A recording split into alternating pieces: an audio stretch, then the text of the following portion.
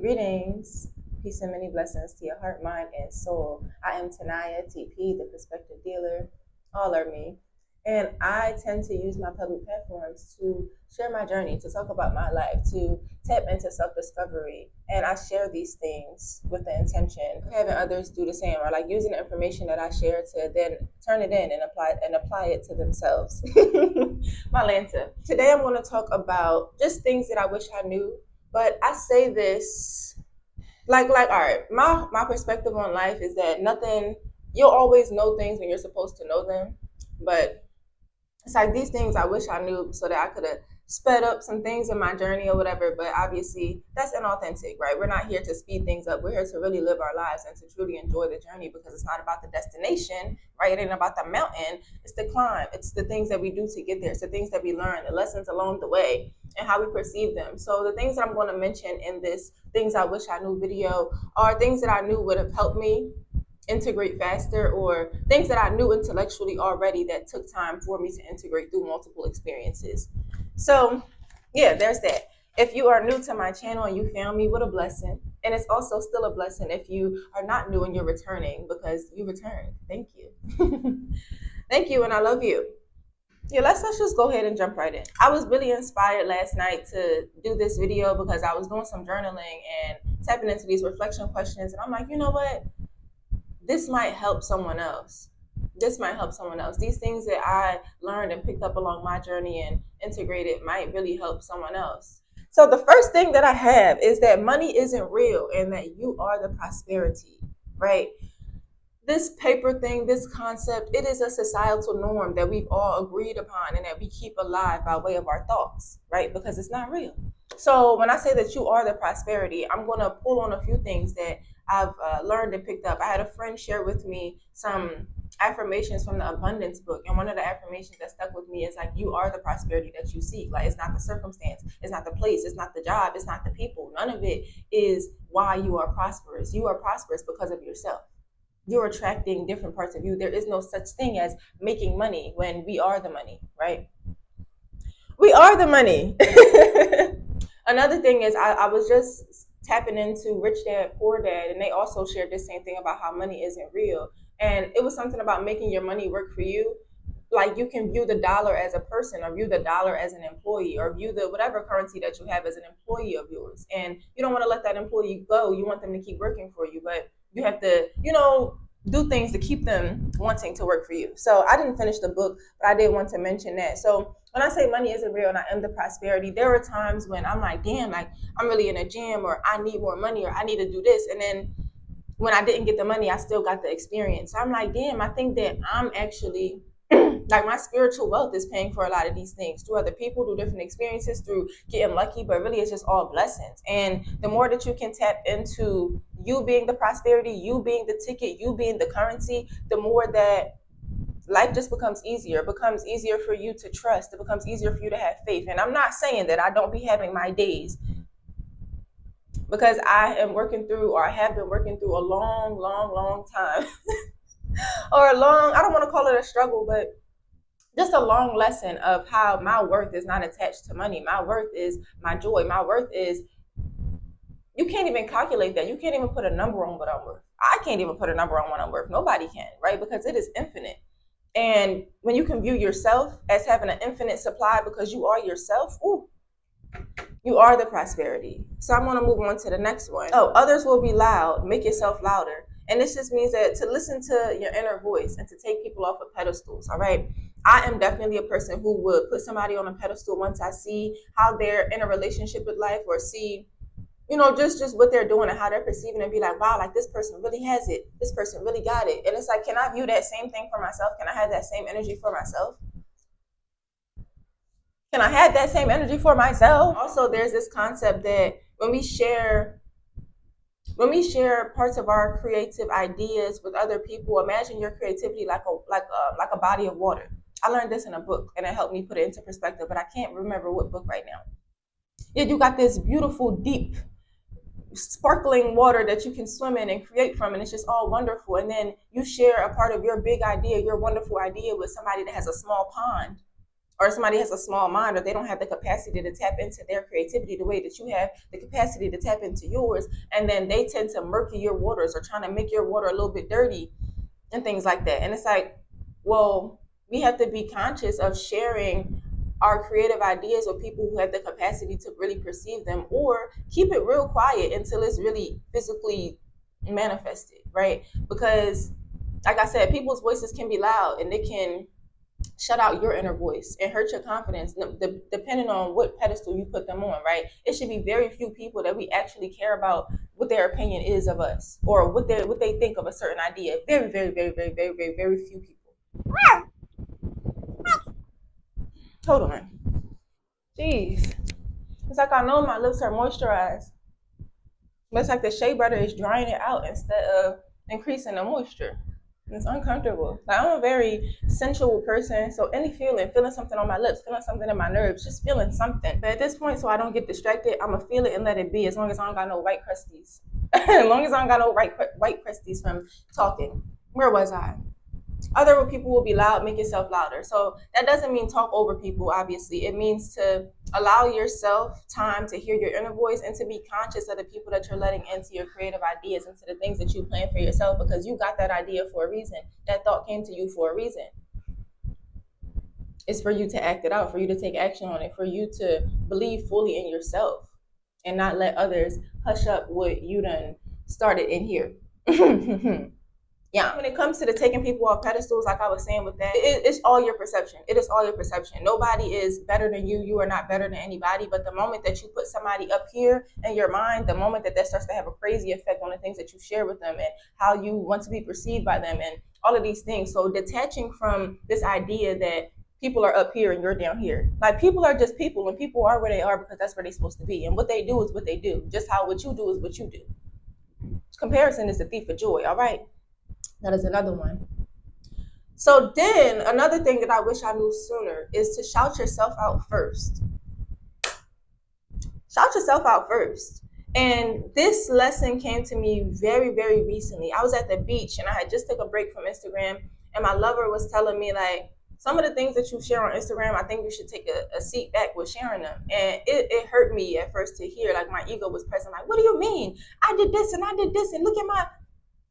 So when I really sat back to listen to myself and to really digest what he was saying, it was really just about, like, I'll quickly go and advertise someone else. I'll quickly go and share an experience that I had with somebody else and rave about it and things like that. And I'll draw a whole bunch of attention to that person's page or that person's thing. And it's like, what about me? Why am I not drawing a whole bunch of attention to my things? Or am I just expecting for people to come to it, or, just whatever? So I'm like, damn, I really got to start shouting myself out first. So I still hold the idea that you can never support someone else so much that it takes away from you. But the way that you support others, can you support yourself in the same way? So I wish I would have known that a little bit sooner, because it looked at like all the free promo. I started looking at all the free promo that I gave others, and like, did they ever give me the same promo? Did they ever speak about me in similar rooms that I spoke about them? Did they ever? And instead of worrying about did they ever, really, it's more about, did I ever do that for myself? And when I look at my social media, it's like, I really don't be promoting the things that I do too much, but I really should go all in on me. And not really should, but just that really opened it up for me. Like, shout yourself out first and then start showing support to other people. But you got to bring in and you got to secure what you're doing for you first. You got to do what you're doing first. Oh, yeah. And then in alignment with that one is like, I'll see what somebody is doing and I'll know how great it is. I'm like, damn, that's really brilliant. This person is really shining bright. And what I'm really looking at is the mirror of myself, right? Because that person might not even see what they're doing as highly as I'm seeing it, but I need to go dig inside myself and see that same thing. If I think somebody else is so brilliant and their spirit is just shining and outpouring and I want to shout that out, I need to look for that inside myself and shout that out in myself and have confidence in the fact that I'm shining bright, So then we're going to move on to the next thing of what I wish I knew, which is, it is okay to shine. It's okay to shine. It's okay to shine. It is okay to shine. I think that society has told us that you got to keep it humble, that you can't be cocky, you can't be conceited, but who gets to define those things? I think that those are the words of the insecure. So allow yourself to shine bright. Allow yourself to shine bright as long as your heart is good. Because having a good heart is something that nobody can take from you. Your light is something that nobody can take from you unless you give your power away, unless you little yourself to make other people more comfortable. And that is something I did for so freaking long. But my life is freaking amazing. The things that I'm doing in my life, the brilliance, the bravery, the courage that I'm showing in living my journey and doing what I do. Come on. It's okay to show that. And when I say it's okay to show that, I know that I'm living authentic. I'll show people ups and downs and all arounds and all of that because that's just the person I am. I don't think that it's wise to only show one part of your life because that's how you go out here and people be having licks on you. And that's another thing too, right? I'm not even showing my financial riches. I'm showing my heart and my spirit. Nobody can take that away from me unless I give it away. And I ain't doing that. Okay? It's okay to shine bright. Nobody's taking anything from you tonight, and nobody's taking anything from you, viewer. It's okay to show that. It's okay to show your happiness. It's okay to show your joy. It's really okay. Nobody can take that from you unless you give it away. That's really just about stepping in your own power and having confidence in who you are.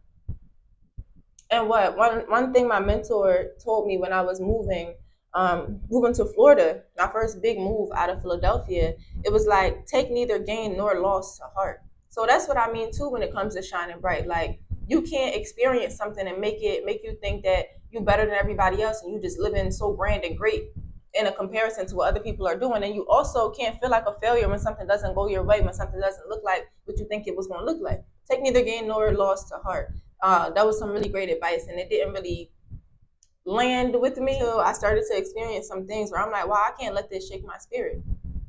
It's okay to shine. It's okay to shine. And then in the darkness, you gotta be the light too, but that's another thing. What else do I have on here in my handy dandy notebook? You don't gotta shut you down first. You do not have to shut you down first. So I had a tendency to do this just because I got bullied when I was younger.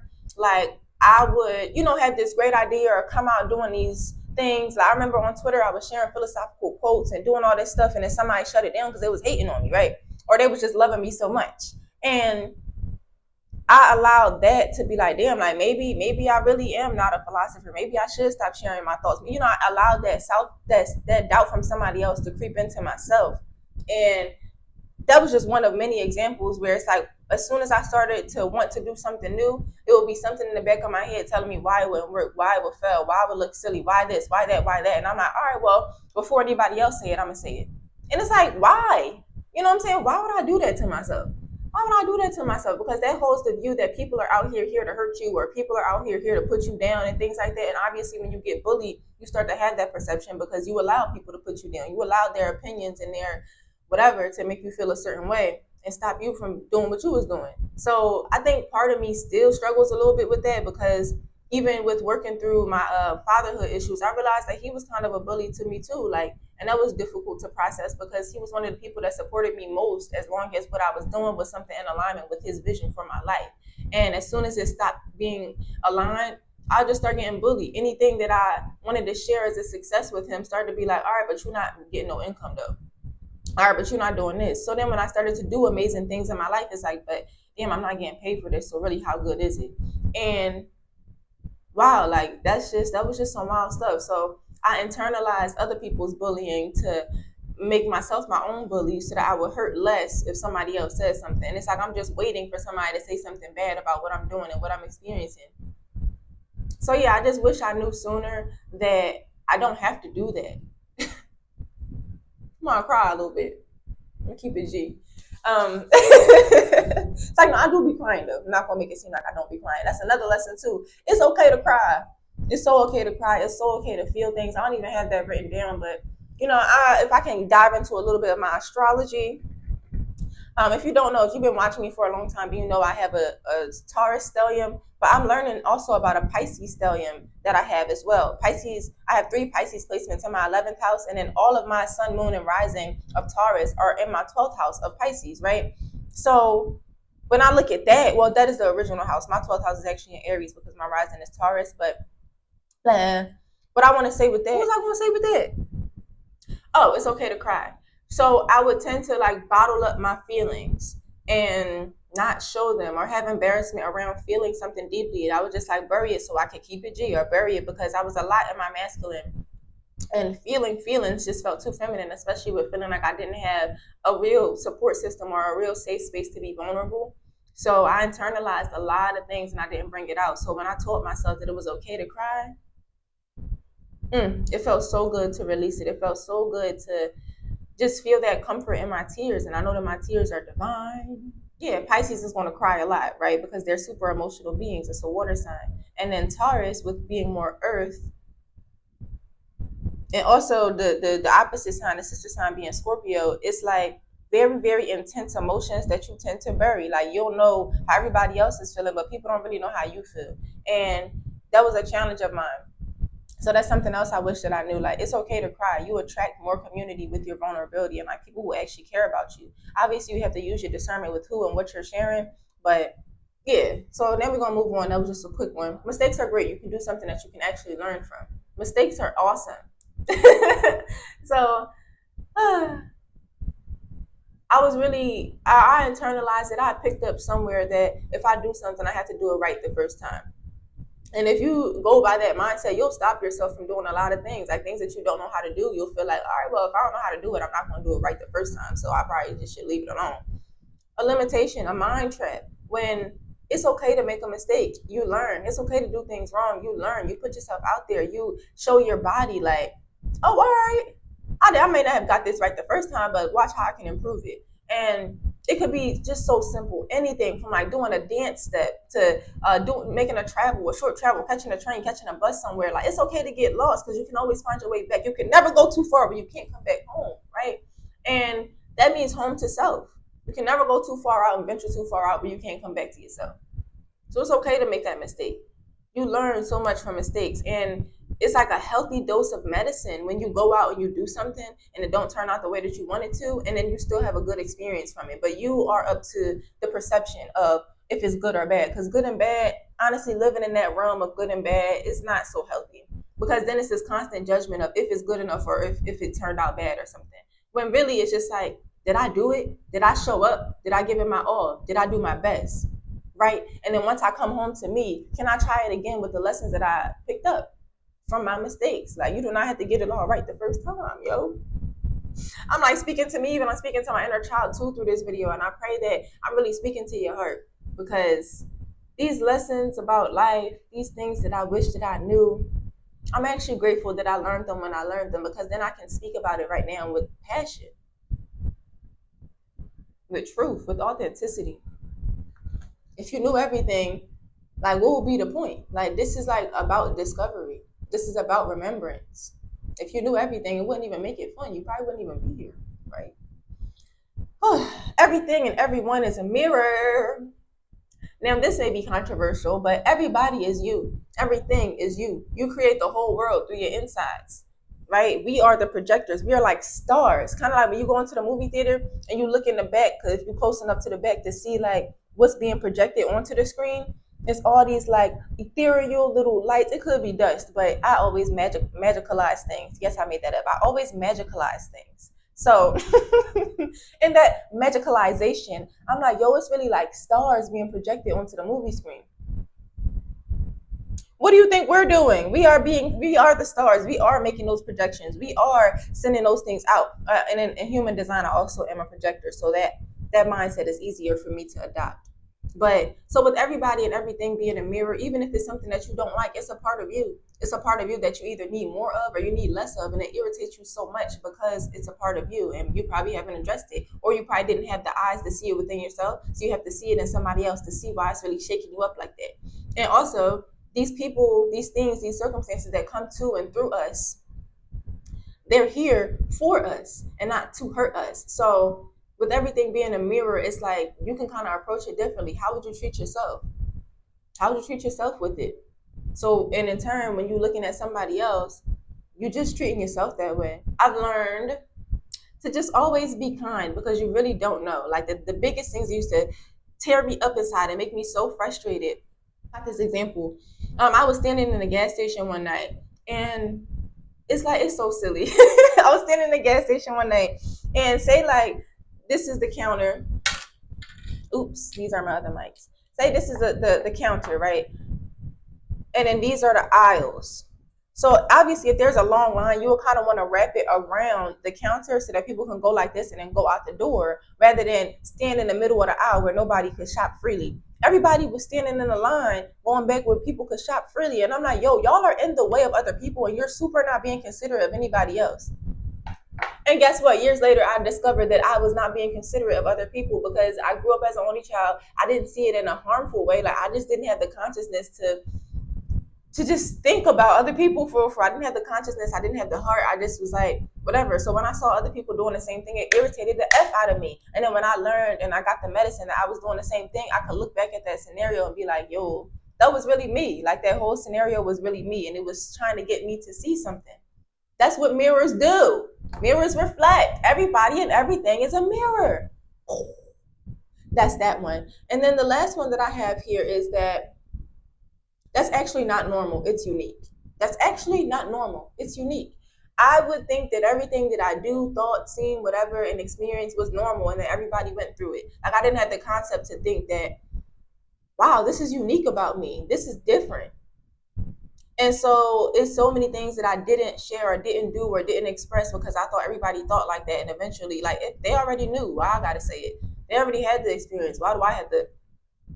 And it's so wild. It's so wild. I don't even know when I started. I was in therapy in college, and it irritated me so bad one day when I was expressing something that I felt to the therapist, and he's like, "Oh, well, that's normal. Don't tell me that's normal, bro.